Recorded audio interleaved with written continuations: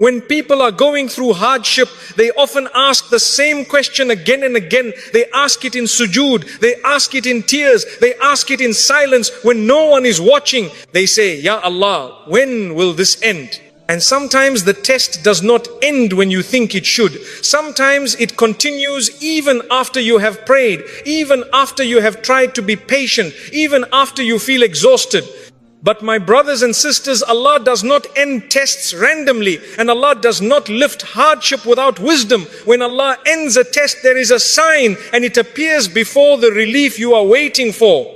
Many people miss it because they are only watching the situation. Allah wants you to watch your heart. Let me share this with you carefully. When Allah is about to end a test, many people expect the outside world to change first. They expect the problem to disappear, the doors to open, the people to soften, the pressure to lift. They keep watching their circumstances closely, measuring every small shift, hoping this will be the moment everything finally turns around.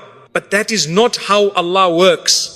Very often, when Allah is preparing to end a test, the situation around you looks exactly the same. The challenge is still there. The uncertainty is still there. The delay is still there. From the outside, nothing seems different at all. If someone were to look at your life, they might say, you are still in the same place. Nothing has changed. Yet something profound is happening where most people are not looking. Something is changing inside your heart. You begin to notice that you are no longer reacting the same way you used to. The same words that once triggered anger now pass with less weight. The same silence that once suffocated you now feels manageable. The same pressure that once made your chest tighten now feels lighter, even though it has not disappeared. This change is subtle, but it is powerful. It shows up in how you breathe. You are no longer constantly holding your breath, waiting for bad news. You are no longer waking up with that immediate sense of dread. You still feel concern, yes, but it no longer controls you. The panic that once lived in your chest begins to loosen its grip. This is not because you stopped caring. It is because Allah is strengthening you from within. Many people misunderstand strength. They think strength means never feeling pain, never feeling fear, never feeling overwhelmed. That is not strength. That is denial.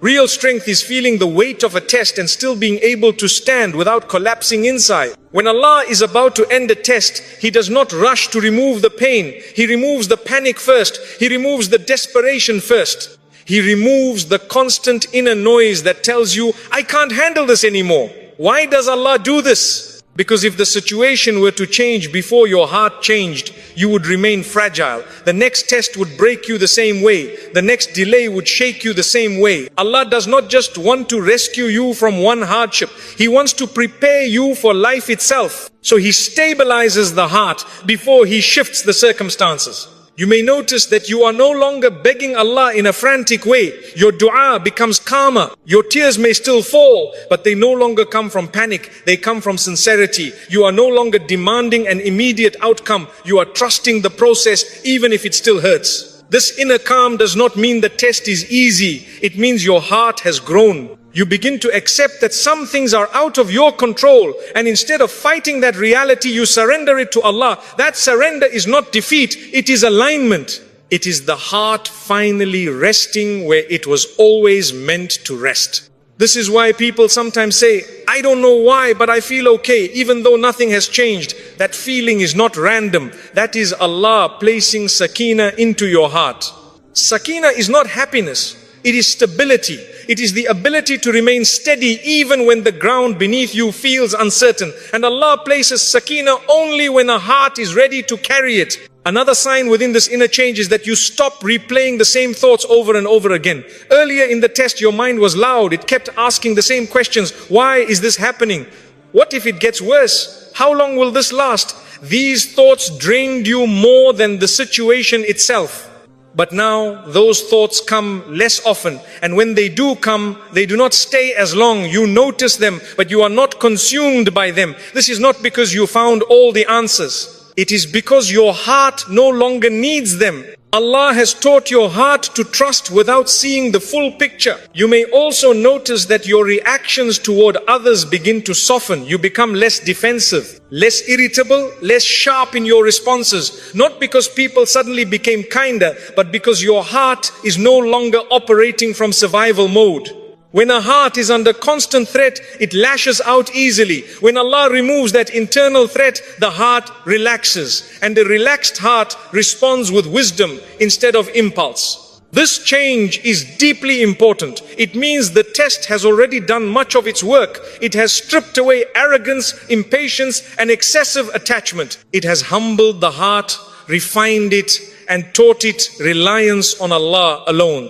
At this stage, even if the test continues for a while, it no longer feels unbearable. You stop counting the days. You stop watching the clock. You stop measuring your life by when this will finally end. You begin to live again, even inside the hardship. And this is where many people get confused. They think, if I feel calmer, does that mean I'm settling? Does it mean I've given up? No, it means Allah has carried you to a place of inner strength. This calm is not resignation, it is readiness. When your heart becomes calm inside the storm, Allah knows that you are no longer being defined by the test. You are no longer shaped by fear. You are no longer collapsing under pressure. That calm is preparation. Preparation for relief. Preparation for clarity. Preparation for whatever Allah has written next. So if you are in a situation that has not changed, but your heart has, do not underestimate that shift. Do not dismiss it as imagination. Do not ignore it because the problem is still there. That inner change is one of the clearest signs that Allah is working on your behalf. He is not late. He is not unaware. He is preparing you carefully. And when the heart is ready, the situation will follow. At the beginning of a test, most people make dua from a place of urgency and fear. The pain feels overwhelming, the confusion feels unbearable, and the heart is desperate for one thing above all else, for the hardship to end. So the words come quickly and repeatedly. Ya Allah, remove this. Ya Allah, take this away. Ya Allah, I cannot handle this anymore. There is nothing wrong with these du'as. Allah is most merciful. And He knows the weakness of His servants. He knows the heart cries out before it learns how to trust. But there is an important shift that happens when Allah is about to end a test. And it is one of the clearest signs that the heart has matured through hardship. The dua begins to change. You still want relief, but relief is no longer the only thing you are asking for. Something deeper starts to form in your heart. You begin to ask Allah questions that are no longer about escape, but about direction. You say, Ya Allah, guide me through this. Ya Allah, show me how to respond correctly. Ya Allah, don't let this trial distance me from you. This change matters more than people realize. At first, the test feels like an enemy. You want to run from it, you want to push it away, you want it gone at any cost. But when Allah is preparing to end the test, He helps you see it differently. You no longer see the hardship only as pain. You begin to recognize it as a process. You stop asking only for the door to close and you start asking Allah to teach you how to walk while it is still open. This is not because the pain has disappeared. It is because your relationship with Allah has deepened. You are no longer treating dua as an emergency alarm. You are treating it as a conversation with the one who knows you better than you know yourself. Earlier in the test, dua may have felt rushed. You prayed because you were scared of what would happen if things stayed the same. Your heart was tense. Your words were heavy. You were pleading from a place of anxiety. Now, even though the test may still be present, your dua slows down. You speak with more calm. You pause. You reflect. You ask Allah to shape your response, not just your outcome. This is a powerful sign of trust. It shows that your heart is no longer trying to control the timing or the result. Instead, it is placing itself under Allah's wisdom. You accept that Allah sees what you do not. You accept that there may be lessons you have not fully absorbed yet. And rather than resisting that reality, you cooperate with it. You may notice that your dua becomes more honest. You stop pretending to be stronger than you are. You stop using perfect words. You speak plainly. You admit confusion. You admit weakness. You admit that you don't fully understand why this is happening. This honesty is beloved to Allah. Allah does not want rehearsed dua. He wants sincere hearts. And when a servant reaches a point where they can say, Ya Allah, I trust you, even when I don't understand you, that is a sign of deep iman. Another important shift happens here. You stop making deals with Allah. At the height of hardship, some people bargain in their dua. They say, Ya Allah, if you remove this, I will do this. Ya Allah, if you fix this, I promise I will change. But when Allah is about to end a test, that transactional tone fades. You are no longer trying to negotiate your way out. You are seeking closeness, not escape. You say, Ya Allah, help me remain obedient regardless of what you decide. Ya Allah, keep my heart firm. Ya Allah, let me leave this test better than I entered it. This is a sign that the test has already softened your ego. You are no longer placing conditions on your worship. You are no longer tying your faith to outcomes. You worship Allah because He is Allah, not because He has already solved your problem. This level of sincerity does not appear at the beginning of hardship. It is forged inside it. You may also notice that your dua includes others more. Earlier, your pain consumed your attention. Everything revolved around what you were going through. But now, even while you are still tested, your heart opens again. You pray for others. You think of those who are struggling in different ways. You feel empathy instead of bitterness. This expansion of the heart is another sign of growth. Hardship often shrinks a person inward. It makes them self-focused. When Allah is preparing to end a test, He reverses that contraction. He allows the heart to expand again. And with that expansion comes clarity. You begin to realize that the greatest danger was never the situation itself. It was losing your connection to Allah during it. Once that fear disappears, the test loses much of its power over you. You may still ask Allah to remove the hardship, but your peace is no longer dependent on the timing of His answer.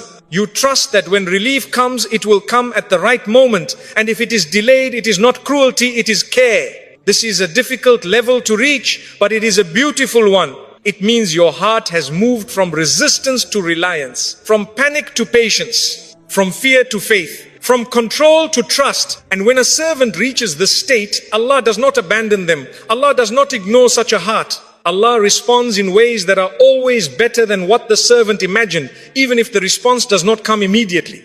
So if you find that your dua is changing, do not overlook it. If you find yourself asking Allah for guidance more than escape, understand that something important is happening within you. The test is doing its work. Your heart is being prepared, and Allah is closer than you think. Sometimes the test ends not when the problem disappears, but when the heart learns how to walk with Allah no matter what remains. And once that lesson settles, relief is never far behind. One of the clearest ways to know whether a test is still in its active phase is to look honestly at what it is doing to your relationship with Allah. Not what you claim outwardly, but what is happening quietly in your daily behavior, your habits, and your reactions when no one is watching.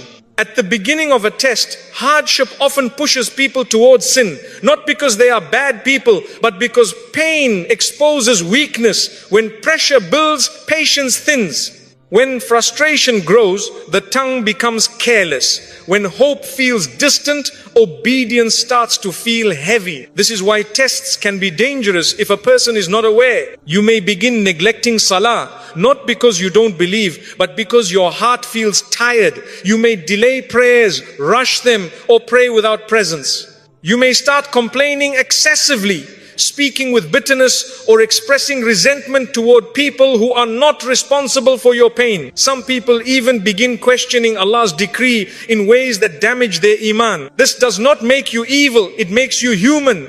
But it also tells you something important. The test is still shaping you. When Allah is about to end a test, a noticeable shift takes place. The hardship loses its power to drag you away from obedience. The situation may still be difficult, but it no longer pushes you toward disobedience the way it once did. You become more careful, not less. You guard your salah more intentionally. Even when your heart is heavy, you may not feel motivated, but you still stand before Allah. You may still feel exhausted, but you refuse to let the test become an excuse for neglecting what matters most. This is not perfection, this is sincerity. Earlier, the test may have triggered sharp words, emotional outbursts, or impulsive decisions. But now, even when you feel anger or frustration, you pause, you think before you speak. You restrain your tongue. You choose silence over regret. This restraint is not coming from fear of people. It is coming from awareness of Allah. That awareness is one of the strongest signs that the test is nearing its completion. Allah never intends a test to destroy a person's iman. If a hardship is pulling you away from Allah, then it is still working on exposing areas that need correction. But when the same hardship begins pushing you closer to Allah, it has fulfilled much of its purpose. You begin to realize something important. Losing your connection with Allah would be a far greater loss than the hardship itself. This realization changes everything. You stop using pain as justification for bad behavior. You stop saying, I'm only like this because I'm suffering. You take responsibility for your actions again. You understand that while you may not control the test, you are always accountable for your response. This accountability is not harsh, it is empowering. It means the test no longer owns you. You may also notice that you stop seeking comfort in things that distance you from Allah. Earlier, you may have escaped into distractions that numbed the pain but left your heart emptier. You may have turned to unhealthy habits, negative conversations, or emotional dependencies that only deepened the struggle. Now, those escapes lose their appeal. You may still feel the urge, but you resist it, not because you are forcing yourself, but because your heart has tasted something better. You have experienced the stability that comes from staying close to Allah, and you do not want to trade that for temporary relief. This is a powerful transformation. It means the test has purified your priorities. It has taught you that relief without obedience is not true relief. Peace that comes from disobedience is fragile and short-lived. It fades quickly and leaves guilt behind. When Allah is preparing to end a test, He often strengthens a person's taqwa. You become more conscious of Allah in small moments, not just in public acts of worship.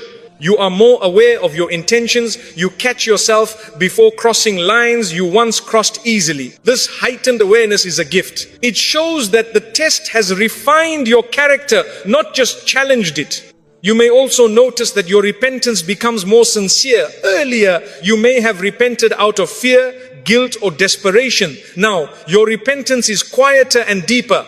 You seek Allah's forgiveness not because you are afraid of punishment, but because you genuinely want to remain close to Him. This kind of repentance cleans the heart. And when the heart is cleaned, Allah lifts burdens more easily. It is important to understand this clearly. Allah does not end tests when a person becomes flawless. He ends tests when a person becomes aware, when they can feel pain without letting it turn them away from Him, when they can struggle without abandoning their principles. This is why some tests last longer than others. It is not because Allah is displeased. It is because Allah is teaching something that cannot be rushed. But when you reach the point where the test no longer increases your sin, no longer weakens your iman, and no longer excuses disobedience in your mind, know that you are nearing the end of that chapter. The hardship may still be present, but it no longer defines you. Your obedience remains intact. Your conscience is awake. Your heart is guarded. And a test that can no longer corrupt the soul has very little reason to remain. Allah does not burden a heart forever when that heart has learned how to stay with Him no matter what. That is when relief draws near, even if you cannot see it yet. One of the most exhausting parts of hardship is not always the situation itself. Often it is the need to be understood. At the beginning of a test, many people feel an intense urge to explain themselves. They want others to see how much they are hurting, to acknowledge their struggle, to validate that the pain is real and justified. This is a very human response. When you are hurting, you want reassurance that you are not exaggerating, that you are not weak, that what you are experiencing truly matters. So you speak about it often. You replay the story. You correct misunderstandings. You defend yourself when people minimize your pain or misjudge your actions. But when Allah is about to end the test, something shifts inside you. You begin to feel less dependent on people's understanding, Not because the pain has disappeared and not because others suddenly became kinder or more insightful. The change happens because your heart no longer needs external validation to feel secure. You slowly realize that being understood by people does not heal you the way being seen by Allah does. Earlier in the test, misunderstanding from others may have hurt deeply. When people dismissed your struggle, judged your choices, or offered shallow advice, it added another layer of pain.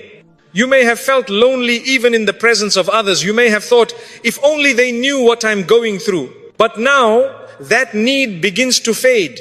You stop trying to convince people of your sincerity. You stop explaining every detail. You stop correcting every wrong assumption, not because you agree with them, but because your heart has found rest elsewhere. This is not bitterness, it is peace. When Allah is preparing to end a test, He shifts your reliance from people to Himself. You become content knowing that Allah knows your intentions, your tears, your patience, and your private battles.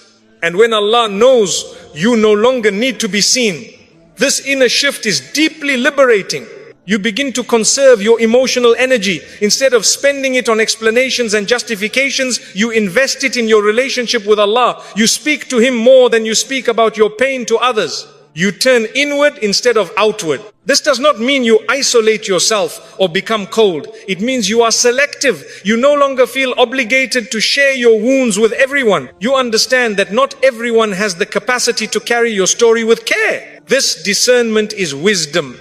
Earlier, you may have expected people to react a certain way. You hoped they would support you, defend you, or at least remain gentle. When they didn't, you felt disappointed or even betrayed.